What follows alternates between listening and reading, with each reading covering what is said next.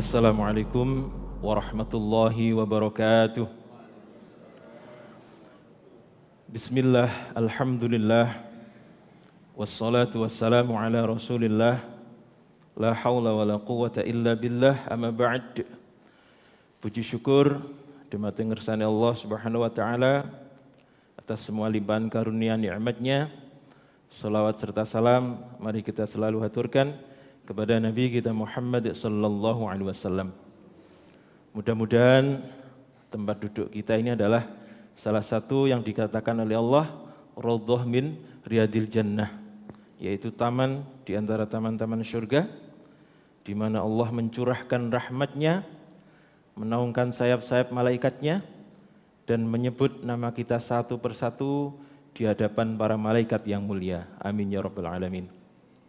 Para jamaah sekalian, Rasulullah sallallahu alaihi wasallam atau Nabi kita telah menyelesaikan haji yang kita kenal dengan haji wada.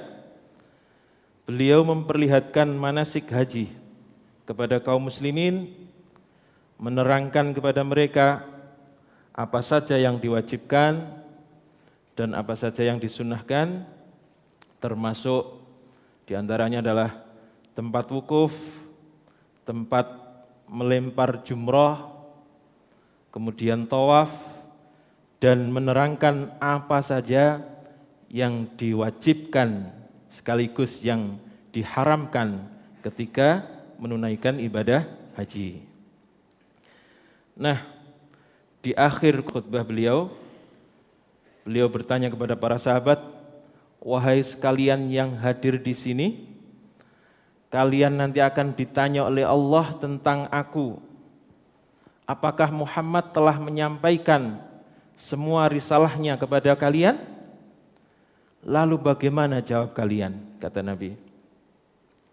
Mereka kemudian mengatakan, "Nashhadu annaka qad balagta wa addaita wa nasahta." Nashhadu, kami bersaksi, annaka, bahwasanya engkau, qad balagta, sungguh telah menyampaikan semua risalah-risalah Allah, wa addaita, dan engkau telah menyempurnakan dan memberi contoh dengan contoh yang baik, wa nasahta, dan engkau pula telah memberikan nasihat kepada kami. Wahai Rasulullah, jika kami ditanya oleh Allah, kami akan bersaksi bahwa engkau adalah utusan Allah. Engkau adalah Nabi Allah yang telah menyampaikan semua risalah-risalah Allah kepada kami. Dan engkau telah memberikan contoh yang sempurna. Dan engkau juga telah menasihati kami dengan nasihat yang baik, dengan penuh rasa cinta dan kasih sayang. Dan tidak ada satupun risalah yang tidak engkau sampaikan kepada kami. Ini jawaban daripada para sahabat. Nah, para jamaah sekalian, setelah itu kemudian Nabi mengangkat tangannya sambil menunjuk langit. Berarti jari telunjuknya diangkat begini. Allahumma inni qad balagtu fashhad. Allahumma inni qad balagtu fashhad. Allahumma inni qad balagtu fashhad. Wahai Allah, sesungguhnya saya telah menyampaikan semua risalah-risalahmu, maka saksikanlah olehmu wahai Allah. Ini diulang 3 kali. Kemudian mengatakan bahwa mereka yang hadir di sini sebagai saksi bahwa aku telah menyampaikan risalah-risalahmu kepada mereka. Nah, para jamaah sekalian, pernyataan Nabi ini kemudian langsung dijawab oleh Allah, yaitu penggalan ayat ketiga daripada surat Al-Maidah. Kemudian Jibril langsung datang dan mengatakan, "Al-yauma akmaltu lakum dinakum wa atmamtu alaikum ni'mati." Al-yauma akmaltu lakum dinakum wa atmamtu alaikum ni'mati wa raditu lakum Islam madina. Ini penggalan daripada ayat ketiga surat Al-Maidah. Al-yauma, pada hari ini akmaltu telah aku sempurnakan lakum bagi kalian dinakum agama kalian wa atmamtu dan telah aku sempurnakan pula alaikum atas kalian ni'mati nikmatku wa raditu dan saya ridho lakum bagi kalian Islam agama Islam dinan sebagai agama kalian. Nah, kemudian ayat ini disampaikan oleh Nabi kepada para sahabat. Hari ini Allah telah menyempurnakan agama kalian. Hari ini Allah telah menyempurnakan nikmat kepada kalian. Dan hari ini Allah telah ridho bahwa Islam menjadi agama kalian. Hari apa ini, Pak? Mboten maksudnya mboten hari ini gitu. Hari ketika Nabi menyampaikan ini hari Jumat, hari Jumat. Di hari Arafah. Hari Arafah itu 9 apa 10? 9 Zulhijjah, nggih. 9 Zulhijjah, hari Jumat di tahun ke-10 Hijrah. Waktu itu belum ada perhitungan tahun, tapi kalau dihitung nanti tahunnya ke-10 Hijrah. Sehingga kalau haji itu waktu Arafahnya pas hari Jumat disebut haji apa? Haji Akbar. Haji Akbar. Kemudian penduduk asli kemudian ikut berhaji. Sebab yang diikuti adalah haji wada itu Arafahnya jatuh pada hari Jumat. Nah, kira-kira begitu. Nah, para jamaah sekalian, apa jawaban para sahabat ketika Nabi menyampaikan ayat tersebut? Kemudian para sahabat menjawab, raditu billahi robba, wa bil islami dinah, wa bi Muhammadin nabiyyan wa rasulah. Kemudian di riwayat yang lain ada tambahan, wa bil Qur'ani hukmah. Ini yang sering kita baca. Raditu billahi robba, aku ridho Allah menjadi Tuhanku. Wabil islami dina, dan aku ridho Islam menjadi agamaku. Wabi Muhammadin nabiyya wa rasulah, dan aku ridho Muhammad sebagai nabi dan utusan bagiku. Dan yang terakhir tadi, wabil Qur'ani hukmah, dan aku ridho Al-Quran menjadi hukumku. Nah, ini tentunya merupakan kegembiraan bagi semua para sahabat. Maka setelah itu semua dalam keadaan gembira karena Islam telah disempurnakan. Maksudnya disempurnakan seperti apa? Sudah tidak ada nasah mansuh, sudah tidak ada tambahan, sudah tidak ada pengurangan. Jadi selama 23 tahun itu hukumnya ada yang dulunya boleh kemudian tidak boleh. Tetapi setelah ayat ini turun maka sudah tidak ada lagi yang disebut dengan nasah mansuh atau hukum yang dihapus. Semua para sahabat gembira. Tetapi ada satu sahabat yang justru tiba-tiba menangis. Siapa kira-kira, Pak? Sayyidina Abu Bakar. Masya Allah. Maka kemudian Sayyidina Umar yang berada di sampingnya bertanya dengan penuh keheranan, apa yang membuatmu menangis, wahai Abu Bakar? Kemudian dijawab, wahai Umar, tidakkah engkau tahu kalau agama ini sudah sempurna, berarti tugas Nabi sudah selesai. Kalau tugas Nabi sudah selesai, berarti tidak lama lagi Rasulullah akan meninggalkan kita. Itu yang disampaikan oleh Sayyidina Abu Bakar. Mendengar jawaban ini kemudian Sayyidina Umar pun ikut menangis. Sementara yang di samping-sampingnya juga nantinya ikut menangis. Akhirnya yang awalnya gembira tiba-tiba berubah menjadi tangisan. Masya Allah. Itulah kedalaman daripada pemahaman Sayyidina Abu Bakar. Beliau mendengarkan sesuatu yang tidak diucapkan. Jadi kalau jenengan ingin berkomunikasi secara mendalam dengan lawan bicara, maka dengarkan apa yang tidak diucapkan. Masa iso gak diucapkan atau didengarkan. Maksudnya begini, kira-kira ada peristiwa apa atau alasan apa ketika orang itu mengatakan seperti itu. Oke. Contoh ya, dulu saya pernah ketemu teman, kemudian ngasih minyak wangi. Terus dia mengatakan, murah iki kok Pak, iki tuku nang kono lek dikursno kene ya 10.000 minyak wangi. Apa yang mau dikatakan? Apa kira-kira? Dia ingin mengatakan bahwa saya baru saja datang umroh. Nah, begitu maksudnya. Itulah komunikasi, kita dengarkan apa yang dia tidak diucapkan. Jadi alasan apa dibalik dia mengucapkan seperti itu? Itu namanya komunikasi yang mendalam. Nah, para jamaah sekalian, saya sampaikan sekali lagi bahwa di pelaksanaan haji wada ini Nabi seakan-akan tidak mau melewatkan waktu. Jadi kalau ada kesempatan beliau menasihati. Khutbah, menasihati itu ya khutbah itu, menasihati mereka. Sampai ketika perjalanan pulang ke Madinah. Ketika ada waktu istirahat, beliau berkhutbah atau menasihati mereka. Jadi ini adalah bentuk kekhawatiran Nabi kepada umatnya. Bagaimana umatnya nanti kalau ditinggal.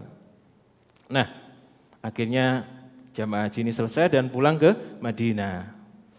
Lalu setelah peristiwa haji wada ini, Nabi kemudian menyiapkan pasukan untuk berangkat menuju ke Balkan, Palestina, yang nantinya akan dipimpin oleh Usama bin Zaid.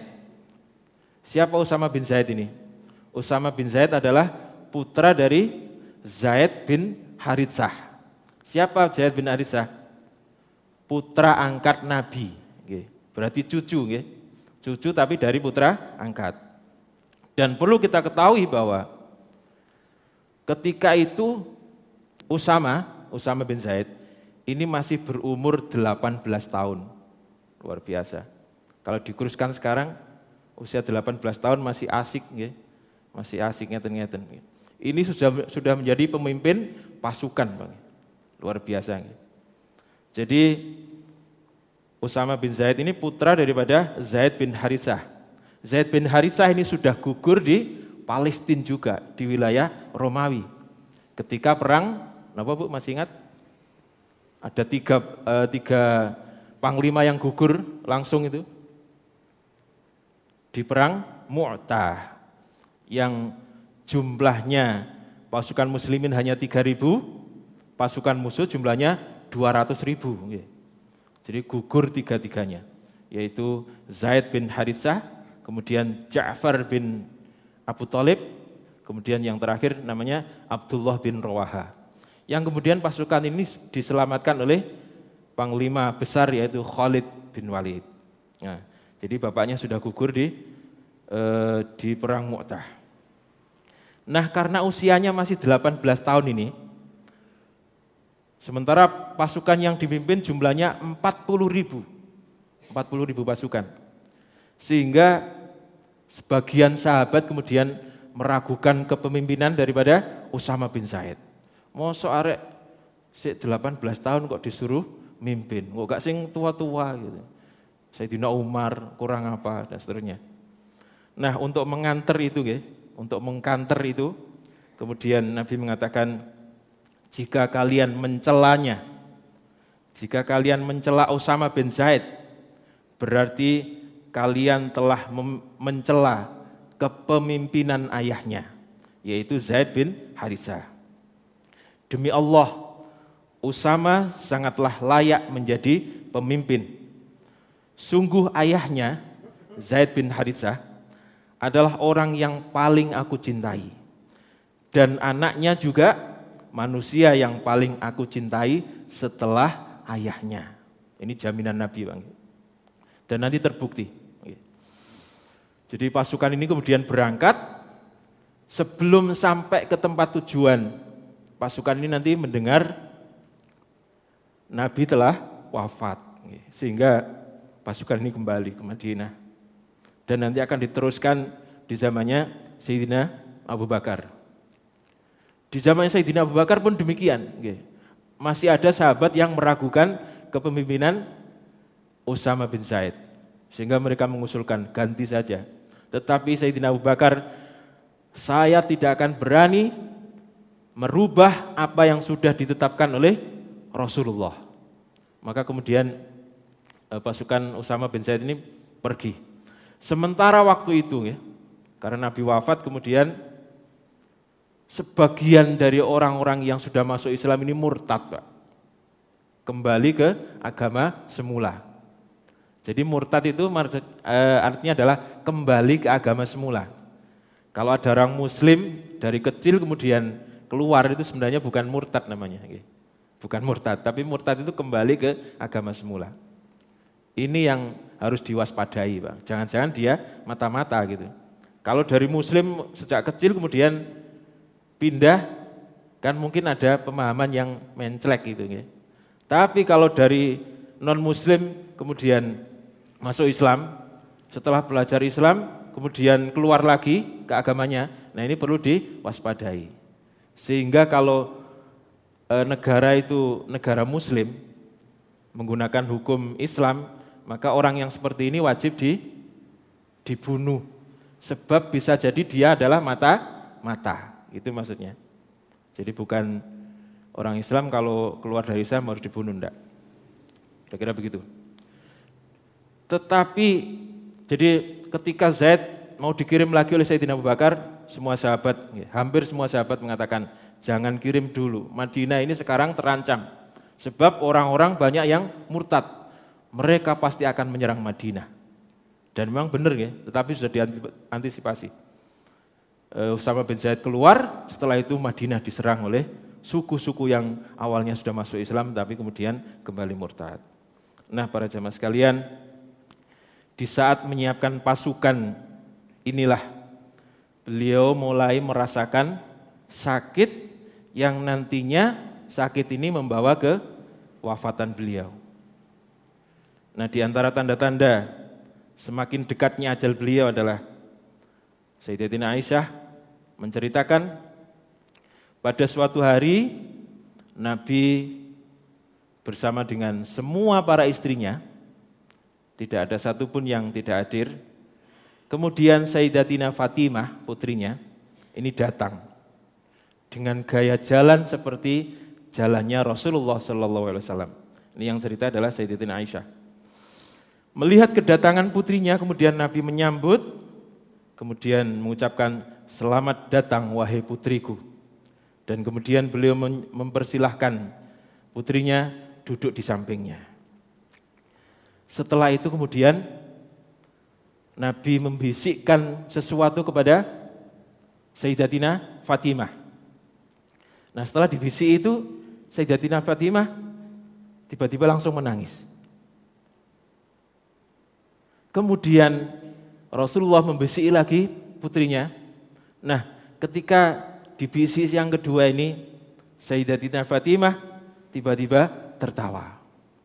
Ini yang hadir kan tentunya penasaran. Kemudian Sayyidatina Aisyah bertanya kepada Sayyidatina Fatimah, apakah Rasulullah memberitahukan sesuatu rahasia kepadamu wahai Fatimah sehingga engkau menangis dan engkau juga tertawa? Tetapi pertanyaan ini tidak dijawab. Nah, setelah Sayyidatina Fatimah mau pamit, mau berdiri, lagi-lagi Sayyidatina Aisyah bertanya, Fatimah, rotok jengkel nih. Yang pertama sudah dijawab. Fatimah, beritahukan kepadaku apa yang telah dibisikkan Rasulullah kepada kamu. Aku ini istrinya, aku ini juga berhak. Beliau menjawab, aku tidak akan memberitahukan rahasia Rasulullah kepada kalian, kata Sayyidatina Fatimah. Nah, nampaknya Sayyidatina Aisyah ini masih penasaran, tapi dimpet. Nanti suatu saat saya akan bertanya lagi. Oleh sebab itu kemudian ketika Nabi sudah wafat, Sayyidatina Aisyah bertanya lagi kepada Sayyidatina Fatimah. Wahai Fatimah, aku ini adalah istrinya. Jadi aku juga berhak atas apa yang dirahasiakan oleh Rasulullah. Sehingga sekali lagi aku bertanya kepadamu, apakah yang dulu pernah dibisikkan Rasulullah kepadamu? Kemudian Sayyidatina Fatimah mengatakan, kalau sekarang tidak apa-apa, akan saya jawab pertanyaanmu. Kira-kira ngoten. Lalu apa yang disampaikan Nabi kepada Fatimah menjelang kewafatan beliau? Pengen tahu, Pak? Pernah saya sampaikan ini kalau nggak salah. Ibu-ibu pengen tahu? Pengen sekali apa pengen mawon? Pengen sekali. Jawabannya akan kita bahas pada pertemuan yang akan datang. Demikian, kurang lebihnya mohon maaf. Mudah-mudahan manfaat. Wassalamualaikum warahmatullahi wabarakatuh.